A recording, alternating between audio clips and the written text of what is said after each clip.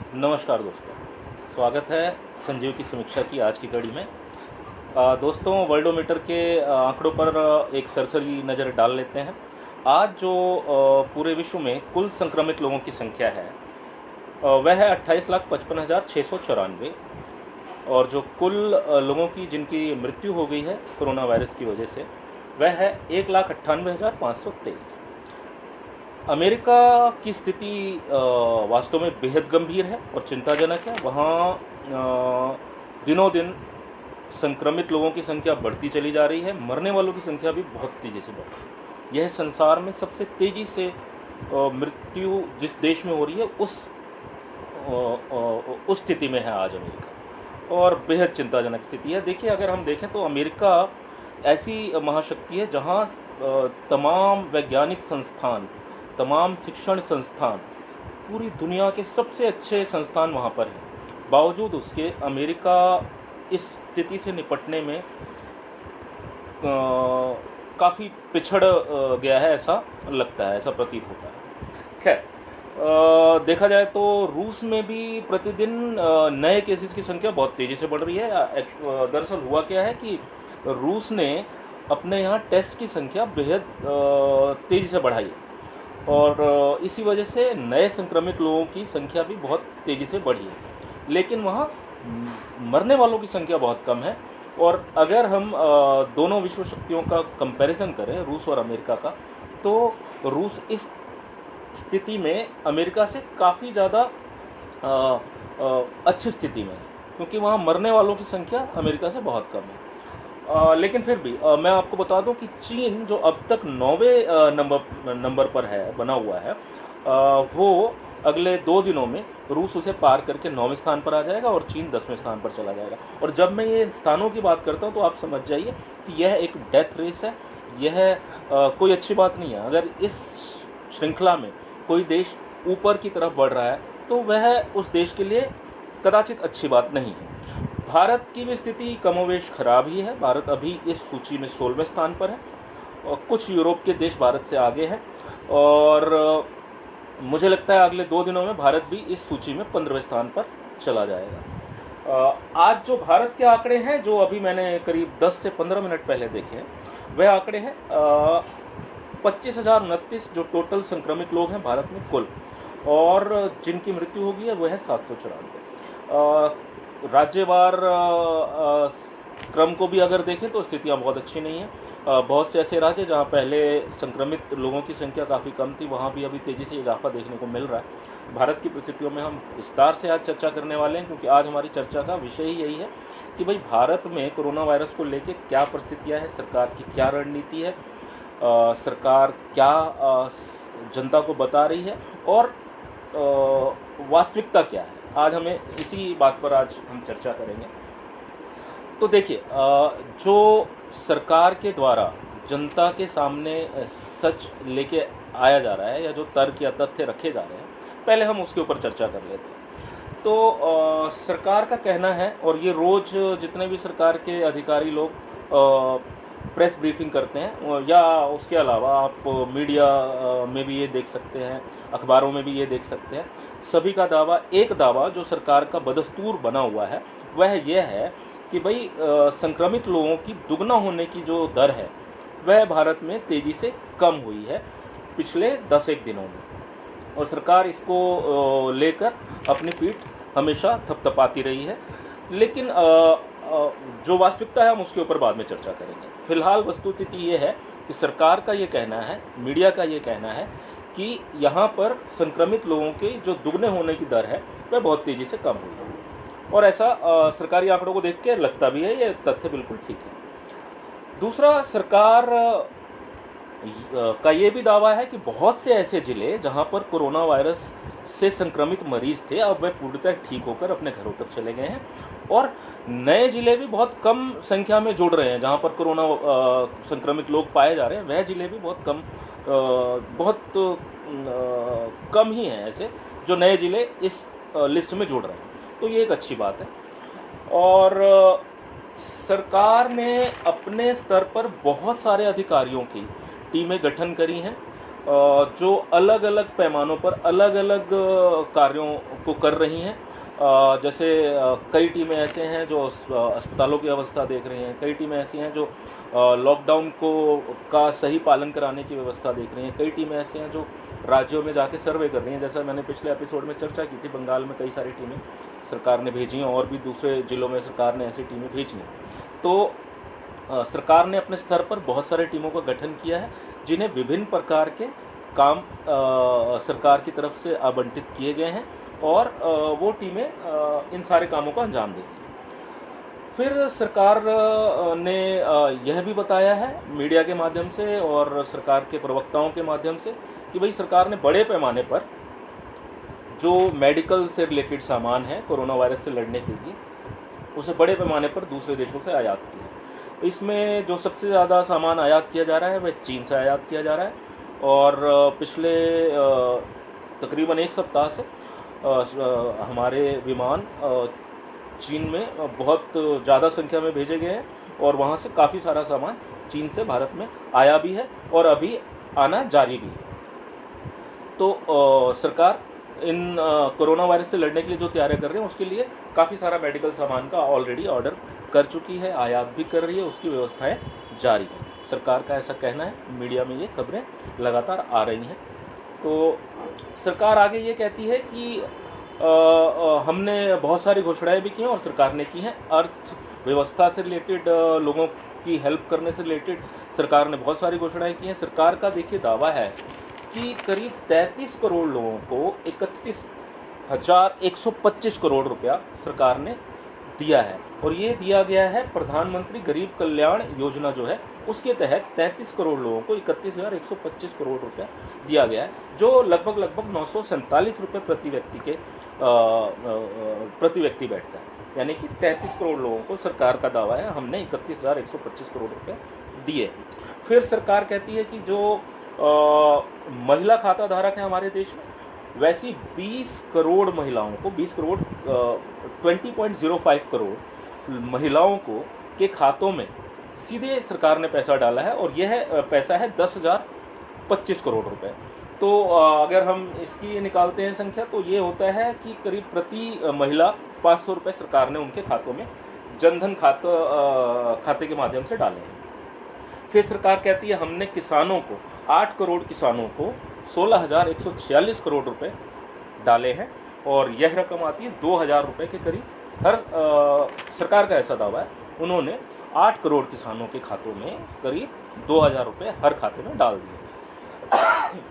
तो इसके अलावा भी सरकार समय समय पर कोरोना के दौरान बहुत सारे आर्थिक स्कीम लेकर आती रही है और सरकार ने ये कोशिश करी है कि वे ज़्यादा से ज़्यादा लोगों तक अपनी सरकार ने फिलहाल छोटे व्यवसायियों के लिए भी काफ़ी घोषणाएं की हैं। आने वाले समय में और तैयारियां की जा रही हैं। तो सरकार का कहना है कि हम आर्थिक रूप से अपने नागरिकों की किस प्रकार से सहायता कर सकते हैं। हमने निम्न वर्ग की सहायता तो कर दी है, अब हम मध्यम वर्ग की तरफ भी ध्यान दे रहे हैं, सरकार का ऐसा कहना है। सरकार ऐसी स्कीमें लेकर आ रही है। इसके अलावा सरकार कहती है कि भाई हमने जो टेस्टिंग लैब्स हैं हमारी उसमें बेतहाशा बढ़ोतरी करी है। हमने दिनों दिन टेस्टिंग लैब्स की संख्या बढ़ाई है। सरकारी टेस्टिंग लैब्स की भी पूरे देश के हर राज्य में जहाँ जहाँ सरकार ने कमी महसूस की उनकी संख्याएं बढ़ाई हैं और निजी लैब की संख्या भी कमोबेश बढ़ाई गई है। महानगरों में निजी लैब की संख्या भी बढ़ी है। तो टेस्टिंग लैब्स की संख्या ये आंकड़े हम रोज़ देखते भी हैं। ICMR की तरफ से भी ये आंकड़े बताए जाते हैं, उनकी वेबसाइट पर भी आंकड़े उपलब्ध हैं। बाकायदा जितनी भी टेस्टिंग लैब्स हैं उसकी लिस्ट उपलब्ध है। तो सरकार का कहना है कि हमने टेस्टिंग लैब की संख्याएं बढ़ाई और सरकार का ये मानना है, मीडिया की तरफ से सरकार ने ये बताया है कि भाई क्वारंटीन जो पूरे देश में लॉकडाउन हमने लागू किया है उसको हमने बहुत सीरियस होकर लागू किया है और उसका पालन पूरे देश से एकदम अच्छे से कराया जा रहा है, ये सरकार का कहना है और ऐसा होता दिखाई भी पड़ता है। तो ये तो देखिए अब हो क्या रहा है कि सरकार सब पॉजिटिव नोट पे बात कर रही है, सब गुडीज दिखाया जा रहा है। मीडिया आप जानते हैं कि सरकार के पूरी तरीके से हाथ में है, तो मीडिया भी सरकार की बात को सामने रख रही है। लेकिन अब हमें ये देखना है कि भाई जो ये सरकारी दावे हैं या जो सरकार की तरफ से तथ्य रखे गए हैं वो मैंने आपको बता दिया। लेकिन हमें ये देखना है कि इन सरकारी दावों के अलावा वास्तविकता क्या है। अच्छा देखिए, ये जो मैं बात करता हूँ तो पॉजिटिव साइड एक और है कि भाई सारी स्टेट्स सरकार का, केंद्र सरकार का और राज्य सरकारों में एक सामंजस्य दिखता है। वो लोग एक दूसरे के सहयोग से काफ़ी अच्छे काम कर रहे हैं। कई सारी राज्य सरकारें हैं जिन्होंने कोरोना के दौर में बेहद अच्छा काम किया है। मैंने आपको बार बार उनके बारे में बताया है। राजस्थान है, केरल है, आपका पंजाब है, उत्तर प्रदेश है, बिहार में भी काफ़ी। देखिए, अगर बिहार में एक मुद्दे को अगर हम छोड़ दें कि बिहार ना तो अपने मजदूरों को अपने यहाँ वापस लेना चाहता है, ना कोटा में पढ़ रहे विद्यार्थियों को वापस लेना चाहता है। हालांकि वहाँ जो मंत्री वर्ग है या जो पैसे वाले लोग हैं उनको पास जारी किए गए कि वो अपने बच्चों को लेकर भी आए, तो ये बिहार की सबसे बड़ी कमी है। लेकिन इसके बावजूद भी बिहार में इस स्तर पर कि करीब 4 से 4.5 करोड़ लोगों का उन्होंने घर घर जाकर सर्वे किया, यह एक बहुत बड़ी अचीवमेंट है। ऐसा अभी तक इतनी तेज़ी से किसी राज्य ने नहीं किया। लेकिन अब बिहार में भी संख्या जो है संक्रमित लोगों की वो बहुत तेज़ी से बढ़ रही है। और उत्तर प्रदेश के बारे में कहें कि वहाँ अगर हम सांप्रदायिक पैमाने पर अगर उत्तर प्रदेश की सरकार की जजमेंट ना करें, वो हम सब जानते हैं उनका रवैया पूर्णतः सांप्रदायिक रहा है, लेकिन अगर उस पैमाने को हम हटा दें तो योगी जी ने अच्छा काम किया है। योगी जी ने खुलकर सामने कहा है, उन्होंने अपने अधिकारियों से ये बात कही है कि कोरोना के दौर में मुझे कम से कम, जब ये 3 मई के बाद ये अगर लॉकडाउन ख़त्म होता है या उसके बाद, मुझे कम से कम 15 लाख जॉब क्रिएट करके आप लोग दीजिए ताकि मैं अपने मज़दूरों को वहाँ पर नौकरियाँ दे सकूँ। और उन्होंने ये भी कहा है कि जितने प्रवासी मजदूर यूपी से बिलोंग करते हैं हम उनको क्रमबद्ध तरीके से अपने राज्य में वापस लाएंगे। और कोटा से तो वो अपने छात्रों को उठाने के लिए, उन्होंने लाने के लिए बसें ऑलरेडी भेजी थी वहाँ से, तो उन्होंने लोगों को, छात्रों को बुला ही लिया। तो कमोबेश योगी जी ने कोरोना के दौर में ऐसा लगता है कि काफ़ी अच्छा काम किया है। अब बाकी परिणामों पर हम चर्चा आगे भविष्य में करते रहेंगे जिस प्रकार के हम आंकड़े देखेंगे। तो अब ये तो थी जो सरकार और मीडिया की तरफ से हमें तथ्य बताया गया। अब हम वास्तविकता पर आते हैं। देखिए, सबसे पहले हम आंकड़ों की बात कर लेते हैं। सरकार कहती है, अब ये जो तर्क है, मैंने बार बार कहा है, ये क्या तर्क है कि भाई दुगने होने की स्पीड। अरे भाई, 1 से अगर हमें 2 कोई चीज़ करनी है तो उसमें जाहिर सी बात है बहुत कम लगेगा। लेकिन अगर 1 लाख से मुझे कोई संख्या 2 लाख करनी है, अगर मैं कंपनी में भी किसी चीज़ की प्रोडक्शन करूं, तो जाहिर सी बात है उसमें बहुत ज़्यादा टाइम लगेगा।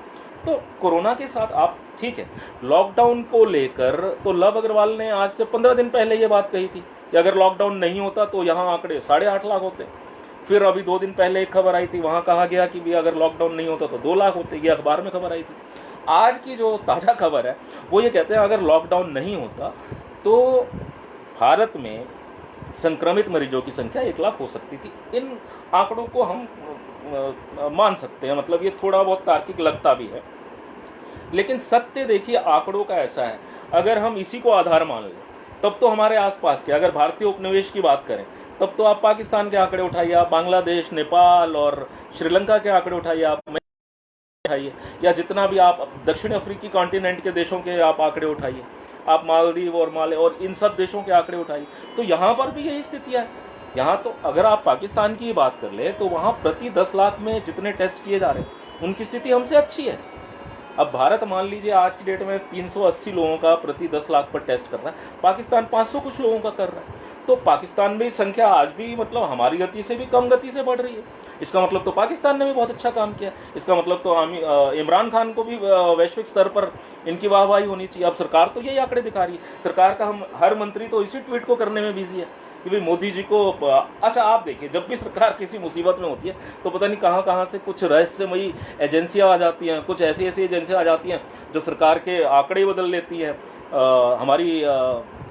हमारे प्रधानमंत्री जी को कई तरीके के पुरस्कारों से नवाज दिया जाता है। तो एक बार फिर ऐसा हुआ है, अमेरिका की पता नहीं कौन सी संस्था है, उसने बताया है कि भाई ये पूरे विश्व में सबसे अच्छे तरीके से जो काम करने वाले व्यक्ति हैं वो हमारे प्रधानमंत्री मोदी हैं। और इसको लेके उनके सारे अब मंत्रियों की आपने और कोई चर्चा नहीं देखी, किसी मंत्री ने आके पब्लिक में कोरोना वायरस से लेकर कोई बयान नहीं दिया। लेकिन इस ट्वीट को लगभग हर मंत्री बारी बारी से ट्विटर पर डाल रहा है और बता रहा है कि देखिए हमारी सरकार कितना अच्छा काम कर रही है। लेकिन अगर हम आंकड़ों की बात करें तो आंकड़ों और वास्तविकता में बहुत अंतर है।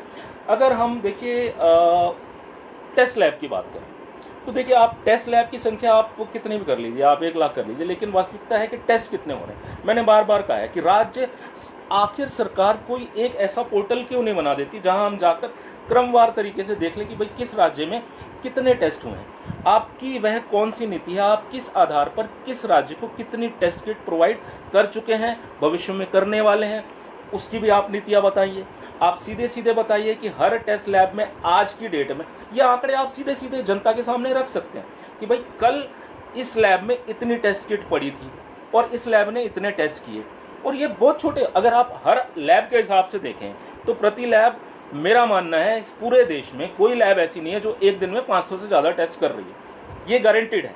तो क्या वो 500 लोगों के आंकड़े कोई एक टेस्ट लैब 1 मिनट में ऑनलाइन डाल सकती है? आज आप देखिए, अगर आप किसी निजी लैब में अपना टेस्ट कोई भी कराने जाते हैं तो वो पूरी की पूरी टेस्ट आपके लैपटॉप पे, आपके मेल में आ जाती है, उसका रिजल्ट आ जाता है। वो आंकड़े हम 2 मिनट में किसी भी वेबसाइट पे डाल सकते हैं, लेकिन सरकार ऐसा नहीं कर रही है। तो इसमें कहीं ना कहीं सरकार पछोपेश में है या सरकार कुछ छुपाने की कोशिश कर रही है। आप देखिए कि कुछ ऐसे राज्य जहां बहुत तेजी से पिछले दिनों संख्या बढ़ रही थी, उसमें मध्य प्रदेश है, महाराष्ट्र में तो खैर बढ़ ही रही है। महाराष्ट्र में भी अगर पिछले 2 दिन के आंकड़े लगाएं तो जो पहले के आंकड़े थे उससे अचानक से स्पीड कम हो गई है। आप दिल्ली में स्पीड देखिए, एकदम से कम हो गई है। मध्य प्रदेश में स्पीड कम हो गई है। राजस्थान में जो जिस स्पीड से और गुजरात में स्पीड से आंकड़े बढ़ रहे थे वहां कम हो गई है। और जिन राज्यों में पहले संक्रमित लोगों की दर बहुत कम थी, जैसे कि बिहार है, उड़ीसा है, इस तरीके झारखंड है, अब यहाँ पर धीरे धीरे नंबर बढ़ रहे हैं। तो सरकार क्या ये बैलेंसिंग कर रही है क्या राज्यों के बीच में? तो ऐसा कौन सा चीज़ है? ये टेस्ट देखिए, टेस्ट में कहीं ना कहीं झोल है जिसे सरकार छुपाने की कोशिश कर रही है। आप देखिए, आज आईसीएमआर ने क्या किया। आईसीएमआर ने तो रैपिड टेस्ट के ऊपर ही रोक लगा दी। अरे भाई, पूरी दुनिया रैपिड टेस्ट कर रही है, अगर रैपिड टेस्ट करने नहीं तो आपने ये किट्स मंगाई क्यों? और कौन सी एजेंसी थी जो ये निर्धारित कर रही थी कि ये किट्स मंगाई जाएं? आपने चीन की किन कंपनियों पर, किस आधार पर ये ऑर्डर किया? आपने अभी तक कितनी पेमेंट की? सरकार का दावा है कि नहीं, अब हम सारी किट्स जो है ना चीन को वापस कर देंगे, या जितने भी देशों से आपने और किसी देश से कितनी किट मंगाई हैं उसके कोई आंकड़े आपने कभी रखे ही नहीं, आपने सारी की सारी किट्स मंगाई ही चीन से। तो चलिए, आपका दावा यह है कि आप चीन को ये सारी किट्स वापस कर देंगे, तो उसका क्या आधार था? इसके लिए आपने टेंडर क्यों नहीं मंगाए? चलिए, अगर टेंडर का वक्त नहीं था तो ये आंकड़े आप साफ साफ रखिए कि किस कंपनी से आपने कितनी किट्स मंगाई, किस दर पर मंगाई।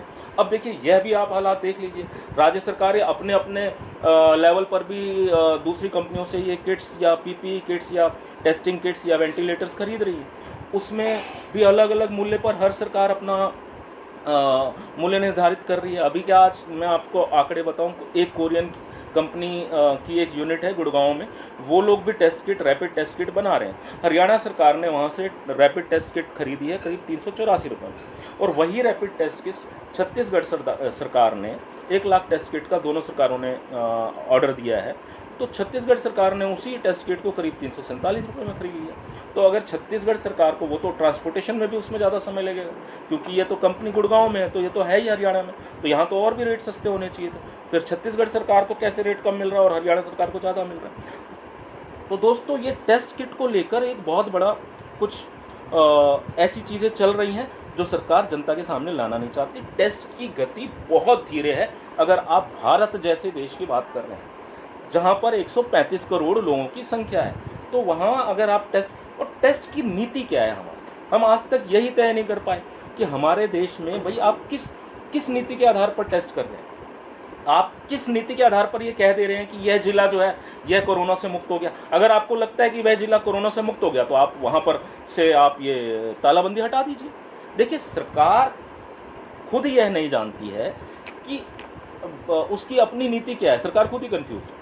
तो खैर, ये तो रही टेस्ट की बात। तो टेस्ट को लेके कमोवेश सरकार की स्थिति अच्छी नहीं है, वहाँ कुछ ना कुछ गड़बड़ घोटाला जरूर चल रहा है। टेस्ट की संख्या बहुत तेजी से जिस देश में बढ़नी चाहिए वहाँ ऐसा नहीं हो रहा है। अब मैं आपको एक दूसरा, ये मैं आपको बिल्कुल पूरक सूचना दे रहा हूँ, बिल्कुल मैंने खुद जो बात करी है, जो मुझे पता चला है, उसके बेस पर मैं ये बात कर रहा हूँ। यह कोई भी मीडिया आपको नहीं दिखाता।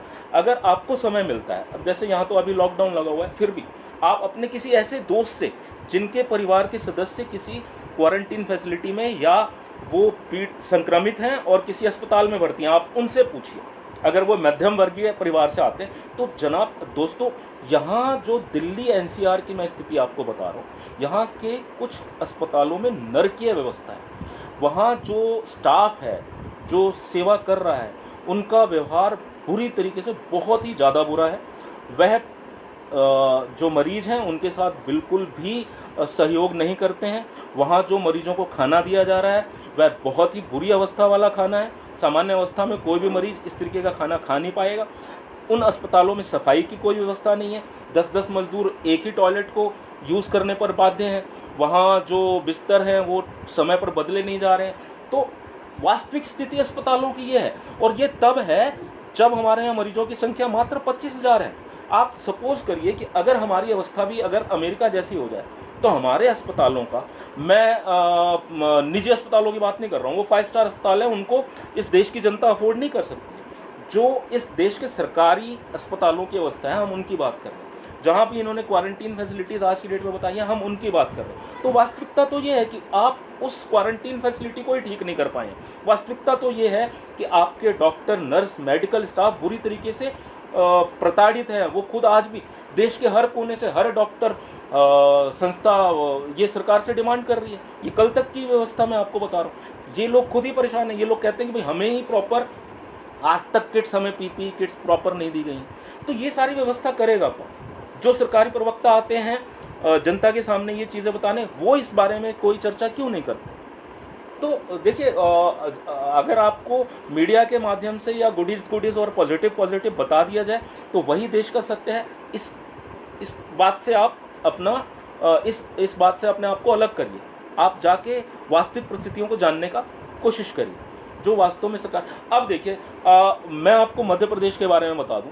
वहाँ कई ऐसे लोग हैं जिनका टेस्टिंग सैंपल करीब अप्रैल शुरू होने से पहले ले लिया गया था। 30 या 31 मार्च को ले लिया गया था। आज तक उनके टेस्ट रिजल्ट नहीं आए। यही बात बंगाल के बारे में है। वहाँ भी 5-5, 10-10 दिन से टेस्ट सैंपल ले लिए गए हैं, आज तक उनके आंकड़े नहीं आए। बंगाल के विषय में तो वहाँ सीधा देखिए, सिलीगुड़ी में, जलपाईगुड़ी में, कलकत्ता में यह आरोप लगे हैं कि बंगाल की सरकार अपने प्रशासन का इस्तेमाल करके भारतीय जनता पार्टी या दूसरे अन्य लोगों को जनता तक सेवा करने से रोक रही है। तो ये तो बहुत विभत्स स्थिति है। अगर आप बंगाल की बात करें तो मैं 2 दिन पहले के आंकड़े आपको बता रहा हूँ, जो मैंने आपको अपनी समीक्षा में पढ़कर भी सुनाए थे अपनी पिछली कड़ी में। तो उन आंकड़ों में जिलावार कोई जिक्र ही नहीं था कि किस जिले में कितने आंकड़े हैं।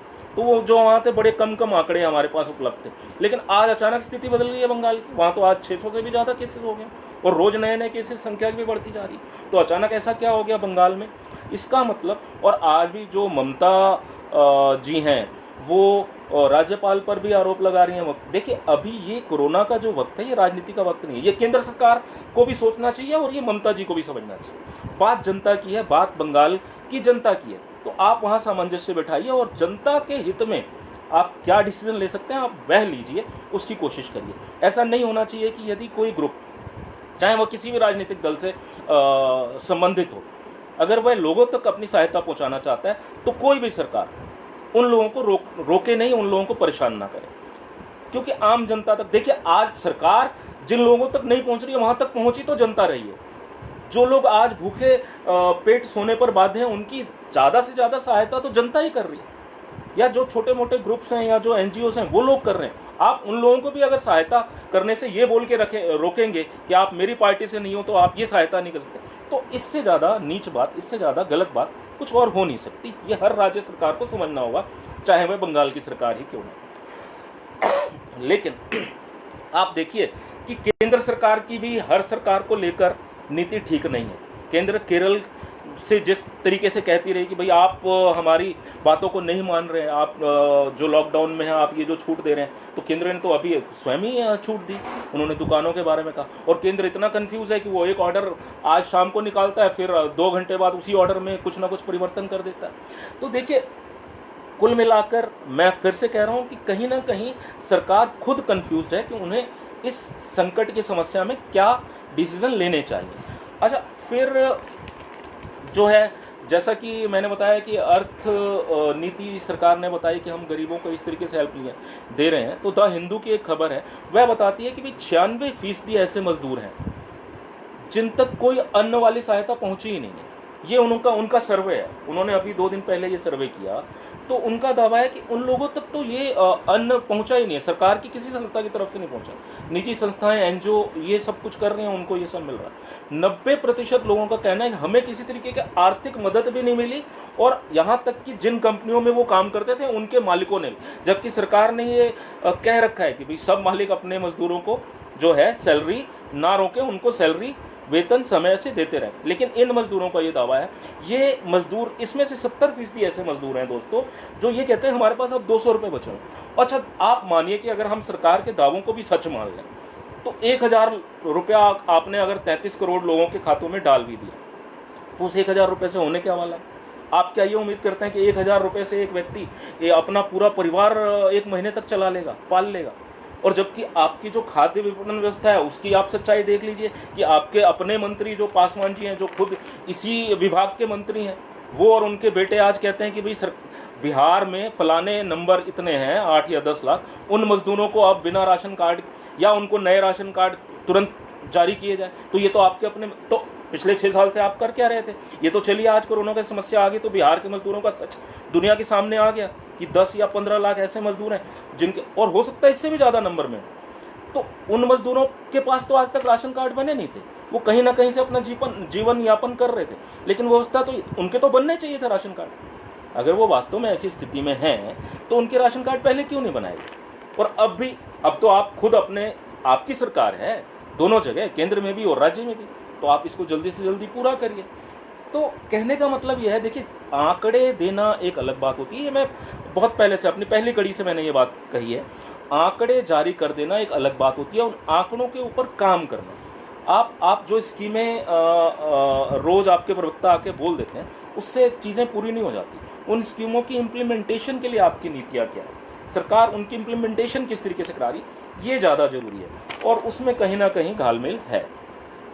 अब आप देखिए कि अभी ये भी खबर आई है कि भाई सरकार जो है केंद्रीय कर्मचारियों के वेतन से कुछ सैलरी काट के, बहुत कम है वो संख्या, वो काट के 2021 तक, मार्च तक पीएम केयर्स फंड में वो अमाउंट भेजती रहेगी।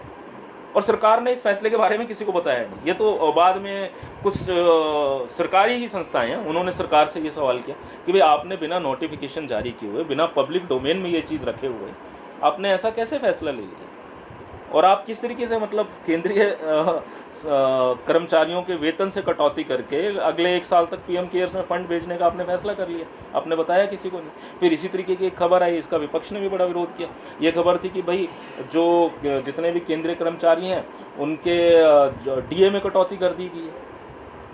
भाई अब आप देख लीजिए कि जो महंगाई भत्ता है आपने इस दौर में भी उसमें कटौती कर दी, तो केंद्रीय कर्मचारियों की स्थिति तो इतनी अच्छी है नहीं, किसी की भी नहीं है। अगर चलिए हम तो ये लोग तो वेतन भोगी लोग हैं, इनको तो आप फिर भी वेतन दे देंगे, सुविधाएं देंगे, और जो छोटा व्यवसायी है उनकी तो सारी अर्थव्यवस्था ही चौपट होगी, उनके परिवारों का क्या होगा? तो देखिए स्थितियाँ तो विकट हैं। अब सरकार को ये सोचना होगा, सरकार सभी लोगों तक अपनी चीज़ों को कैसे पहुंचा सकती है। जो वास्तविक स्थिति ये है कि सरकार स्कीमों की घोषणा कर देती है, सरकार आपके सामने आंकड़े रख देती है, और कोई भी मंत्री जिम्मेवारी से इस बारे में कुछ बोलने को तैयार नहीं है। तो होना तो ये चाहिए कि भाई आप आंकड़ों के अलावा ये बताएं कि सच्चाई के ग्राउंड पर सरकार ने आखिर काम कितना किया है, जो कि हमें कुछ होता हुआ दिखाई नहीं देता। और देखिए सरकार जब कंफ्यूज होती है, सरकार जब असमंजस की अवस्था में होती है, तो वो क्या करती है? वो वही करती है जो आज हमारा मीडिया कर रहा है, और ये सब सरकार के इशारे पे किया जाता है। आप समझिए कि मीडिया ने पिछले 2 दिन में आप सब जानते हैं कि मैं किस पत्रकार, उसको पत्रकार कहना ही गलत है वैसे, वो व्यक्ति जो चिल्ला कर खाली अपने स्टूडियो में बैठकर हंगामा कर रहा है, और जो अनर्गल से आरोप लगा रहा है कि मेरे ऊपर हमला करवाया गया। अरे आपके ऊपर जो हमला करा गया वो आपने जब ये खबर मीडिया में जब तक पहुंचाई, उससे पहले तो 2 भाजपा के प्रवक्ता और नेता ये खबर ऑलरेडी ट्विटर पे ट्वीट कर चुके थे, तो आपसे पहले तो उनको ये भनक लग गई। फिर आपने जिस तरीके से पालघर की घटना का सांप्रदायिकरण किया, आपने ही नहीं, इस पूरे मीडिया के तमाम चैनलों ने सांप्रदायिकरण किया। पालघर की घटना आप देखिए कि पिछले 6 साल से, जब से ये नई सरकार आई है सत्ता में, कम से कम 100 लोगों का जो है मॉब लिंचिंग हुई है, भीड़ के द्वारा कई लोगों की हत्या हुई है। तब सरकार की नीति क्या थी? कितने लोगों को सरकार ने जो है जेल में, या कितने लोगों को कड़ी सजा मिल गई है? वो सब के सब बाहर है। यहाँ तक कि सरकारी मंत्री जाके उनका मालार्पण कर रहे थे, उनको हार पहना रहे थे। ये सत्य सबने देखा है, ये सीधा सीधा सब। अब देखिए, पहले वाली स्थितियां नहीं है। अब सरकार खुलकर जो करना चाहती है वह कर रही है। देखिए, एक दिन ये पत्रकार, जिसको मैं पत्रकार कहना नहीं चाहता, इस व्यक्ति ने सुप्रीम कोर्ट में एक अर्जी दायर की कि मेरे खिलाफ तो कई राज्यों में अर्जियां चली गई हैं, मेरी कंप्लेन हो चुकी है। तो 8 घंटे के अंदर अंदर सुप्रीम कोर्ट ने उसके केस की सुनवाई भी कर ली। अब दूसरी तरफ का आप वास्तविकता देखिए, मैं वो भी आपको बता देता हूँ। यहाँ मैं आपको 6 नाम पढ़ रहा हूँ। इसमें है मसरत जाहरा, पीरजादा आशिक, गौहर गिलानी। ये तीनों के तीनों पत्रकार हैं, कश्मीर से हैं। इन तीनों को यूएपीए की धाराओं के तहत गिरफ्तार करके जेल डाल दिया गया। फिर इसके नीचे 3 नाम और हैं, मिराज हैदर, सफूरा जरगार, उमर खालिदा। ये जो लोग हैं ये सब स्टूडेंट हैं। आपने इन स्टूडेंट को भी पकड़ लिया। तो एक विशेष धर्म से बिलोंग करने वाले संबंधित लोगों के लिए कानून अलग है, और जो लोग आपके सिर्फ पूरे दिन झूठ और प्रपंच और सांप्रदायिकता फैलाएंगे उनके लिए कानून अलग है। लोकतंत्र है कहाँ? लोकतंत्र के जो 2 सबसे बड़े स्तंभ होते हैं वह है मीडिया और वह है न्यायतंत्र। आज दोनों की अवस्था क्या है देश में? मीडिया तो हम देख ही रहे हैं भाई, मीडिया तो जहर फैला ही रहा है लगातार। भाई मौलाना साद को तो आपने सांप्रदायिक जहर की खेती करने के लिए खाद बना दिया है। जिस व्यक्ति को मतलब आप रोज रोज एक ही चीज, और सरकार क्या इतनी कमजोर है? जब सरकार इतने सारे लोगों को पकड़ के जेल में डाल ही रही है तो उस व्यक्ति को भी ऐसा करा जा सकता है, लेकिन आपको तो वह राजनीतिक मुद्दा जिंदा रखना है। अब आपकी ये जमात वाली थ्योरी कहाँ चली गई? 25,000 लोग हैं, आप देखिए कि कौन से गुजरात में कौन सी जमात की वजह से केसेस बढ़ रहे हैं। तो अब देखिए, सरकार खुलकर सांप्रदायिकता खेल रही है, जबकि हमारा संविधान सीधा सीधा कहता है कि आप धर्म के आधार पर राजनीति नहीं कर सकते। तो ये सरकार संविधान को मानती कहाँ है? आप अगर आज भी इस बुलावे में है कि सरकार इस संविधान को मानती है जो हमारे देश में, तो सरकार ऐसा 6 साल से नहीं कर रही है। अब सरकार खुल के सामने है, जो भी गलत व्यक्ति है सरकार उसको सपोर्ट देती है, सरकार उसको बचाती है। ये खुलकर हमारे सामने खेला जा रहा है। तो किस बात का लोकतंत्र? केंद्रीय एक व्यक्ति के इर्द गिर्द केंद्रित सत्ता चल रही है, एक विचारधारा की सत्ता चलाई जा रही है, और यह बहुत दिन तक अगर चलाया गया तो स्थितियां वही होंगी जो जर्मन में द्वितीय विश्व युद्ध के समय हुई थी। आप इस बात को आज जो हम कह रहे हैं, देखिए हम जैसे, अगर हम आज देखिए, हम सरकार विरोधी नहीं है, लेकिन जो सत्य है वो सत्य है। आप देख सकते हैं कि किस तरीके से, क्या आप चाहेंगे? देखिए ट्विटर पर 2 दिन पहले किस तरीके का ट्रेंड चलाया गया। ट्विटर पर यह ट्रेंड चलाया गया, रागा KMKB। अब आप अगर इसका आप इसको ढूंढिएगा, RAGAKMKB, आप इसका ढूंढिए ट्विटर पर, ये ट्रेंड चलाया गया। और इस ट्रेंड का आप मतलब जाके ढूंढिए। ये सीधा सीधा राहुल गांधी की जो माता हैं उनको लेके, उनको स्त्रीत्व को लेकर सीधा सीधा एक बर्बरसी गाली दी गई। तो क्या आप चाहते हैं, आप अपने बच्चों को ये सिखाना चाहते हैं? क्या आप ये भारत देश इस स्थिति में आ गया है? और आप ट्वीट क्या कर रहे हैं? आप मुस्लिम भाइयों से भाईचारे के ट्वीट कर रहे हैं। आज अरब देशों में भारत की स्थिति क्या है आप जानते हैं? तमाम अरब देश भारत में मुस्लिमों के खिलाफ जो ये जहर बोया जा रहा है उसको लेके चिंतित हैं। उन्होंने अपनी चिंता स्वयं प्रधानमंत्री से जाहिर की है, और प्रधानमंत्री आज ये ट्वीट कर रहे हैं, लेकिन वो अपने देश में सीधा सीधा आकर क्यों नहीं बोलते? आप इस मीडिया में जो ये पूरा मीडिया जहर बोल रहा है, ये हम लोग रोज देख रहे हैं, क्या प्रधानमंत्री नहीं देख रहे हैं? वो सीधा सीधा आके इस मीडिया के खिलाफ कोई केस क्यों नहीं कर देती?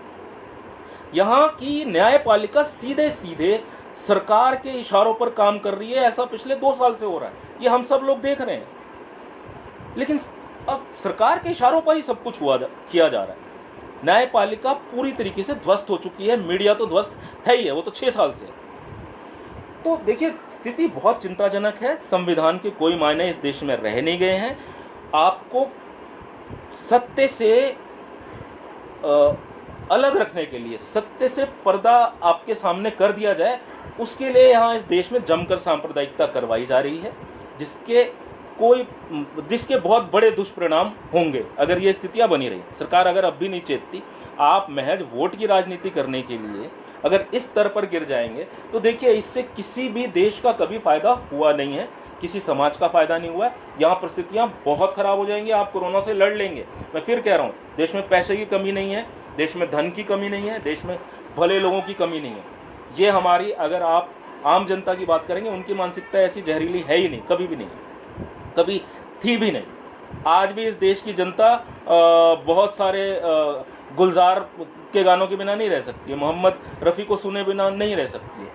इस देश में वो आज भी दिलीप कुमार को हम एक अच्छे अभिनेता के रूप में मान्यता देते रहेंगे, उनका स्वागत होता रहेगा। शाहरुख और आमिर खान की फिल्में अगर नहीं होती तो शायद हमारी टीनेज के समय का दौर कुछ अलग होता। तो मतलब ये इस देश की जो सभ्यता संस्कृति है, आप उसके ऊपर कुठाराघात कर रहे हैं, इस देश की पूरी संस्कृति को बदलने की कोशिश कर रहे हैं, आप इस देश के संविधान की जो धज्जियां उड़ा रहे हैं। आपको, सरकार को और उस व्यक्ति को जो इस सत्ता का केंद्र है, ये समझना होगा कि यह देश के साथ बिल्कुल भी अच्छा नहीं हो रहा है। आप इस चीज़ को बदलिए, इसमें परिवर्तन लाना बेहद ज़रूरी है। अन्यथा 21वीं शताब्दी में आधुनिक भारत की जो परिकल्पना आप बना रहे हैं वह कतई अच्छी होने वाली नहीं है। चलिए, ये तो जो परिस्थितियाँ थी, देखिए आपको ये सवाल करने होंगे, आपको इन परिस्थितियों से, आप अपने बच्चों को ये गालियों वाला कल्चर ना सिखाइए, ये नफरत वाला कल्चर ना सिखाइए। आज स्थिति यही है कि जब बच्चा घर में आता है तो आज मुसलमान और पाकिस्तान नाम से वो बच्चा हमसे सवाल पूछता है, पेरेंट्स से सवाल पूछ रहा है। आज इस देश की ये परिस्थितियाँ हैं, आप अपने ही सत्य से भाग नहीं सकते। तो आप समझिए, अगर ये स्थितियाँ चलती रही तो बहुत, मैं बार बार इस बात को कह रहा हूँ, हमें इन स्थितियों को, हमें एक जनता की तरह इन स्थितियों से इस देश को बचाना है, ये हमारा भी कर्तव्य बनता है। चलिए, आप भी इस बारे में विचार करिए। सरकार कोरोना के लेकर जो तस्वीरें रख रही है, क्या उनका सत्य है और वास्तविकता क्या है? हम अपने अगले आने वाली कड़ी में, देखिए आज तो हमने समस्याओं पर चर्चा कर ली कि सरकार किस तरीके से जो कर रही है उसकी वास्तविकता क्या है, लेकिन होना क्या चाहिए, सरकार को क्या करना चाहिए, सरकार की क्या नीति होनी चाहिए। क्योंकि अब लॉकडाउन भी ख़त्म होने वाला है 3 मई को, तो उससे बाहर निकलने का एग्जिट प्लान सरकार का कैसा हो, हम उस पर चर्चा करेंगे अपनी अगली कड़ी में। और जाने से पहले वही हम पॉजिटिव न्यूज़ आज की देख लेते हैं।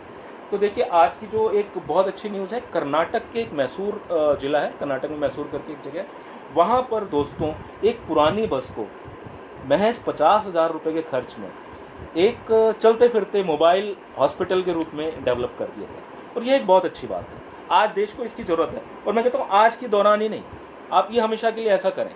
ये मोबाइल हॉस्पिटल होंगे, ये गांव-गांव, छोटी-छोटी जगहों पर, कस्बे-कस्बे में जाके लोगों की बहुत सहायता कर सकते हैं। और ये बहुत कम खर्च में अगर इस तरीके की चीज़ें हम कर सकते हैं तो ये बहुत अच्छी बात है, हमें इसको बढ़ावा देना चाहिए, ऐसी चीज़ों का हमें स्वागत करना चाहिए। आज की जो दूसरी पॉजिटिव न्यूज़ है वह है कि भाई, जो मैंने पहले भी कहा था कि भाई यूपी की सरकार ने इस तरीके की घोषणा की है, यहाँ तक कि एमपी की सरकार ने भी ये घोषणा की है, शायद छत्तीसगढ़ वगैरह की सरकार भी ऐसा कर रही है कि जितने भी प्रवासी मजदूर उन लोगों के बाहर फंसे हुए हैं, अब वह उनकी वापसी का रास्ता वापसी का रास्ता खोल रहे हैं और उन लोगों को अपने राज्य में बुला रहे हैं। ये बहुत अच्छी बात है, बिहार को इससे सबक लेना चाहिए। आज की जो अंतिम और पॉजिटिव न्यूज़ है, और यह बेहद अच्छी न्यूज़ है, रमज़ान शुरू हो गए हैं, उस उपलक्ष्य में यह एक बहुत स्वागत योग्य खबर है। दोस्तों, सऊदी अरब, जिसे हम इस्लाम, कट्टरपंथी इस्लाम भी कह सकते हैं, कि वहाँ इस्लाम को लेकर बहुत ज़्यादा विशेष नियम है, उस देश ने, सऊदी अरब ने, जहाँ किसी भी अपराध को लेके कोड़े मारने की एक सज़ा होती है, तो सऊदी अरब ने कोड़े मारने की इस सज़ा को पूरी तरीके से ख़त्म कर दिया है। अब उन्होंने कहा है, उनकी सरकार ने कहा है कि आने वाले समय में किसी भी अपराध की सज़ा के तौर पर कोड़े किसी को भी नहीं लगाए जाएंगे। अब वहाँ पर जेल और जुर्माने की व्यवस्था की जाएगी। ये बहुत मानवीय कदम है, इसका खुले दिल से पूरे विश्व में स्वागत होना चाहिए। यह देखिए, लोग बदल रहे हैं, संस्थाएं बदल रही हैं, नियतें बदल रही हैं, लेकिन हमारे देश में सब कुछ उल्टा हो रहा है। तो हमें भी सोचने की आवश्यकता है। अगर कोई कट्टरपंथ को छोड़कर सामान्य जीवन की तरफ, सामान्य मानवीयता की तरफ बढ़ना चाह रहा है, और दूसरी तरफ हम सामान्य मानवीयता और इंसानियत को छोड़कर कट्टरपंथ की तरफ झुक रहे हैं। तो आप इस अंतर को समझिए, ये ज़रूरी है। नमस्कार दोस्तों, बहुत बहुत धन्यवाद, शुक्रिया।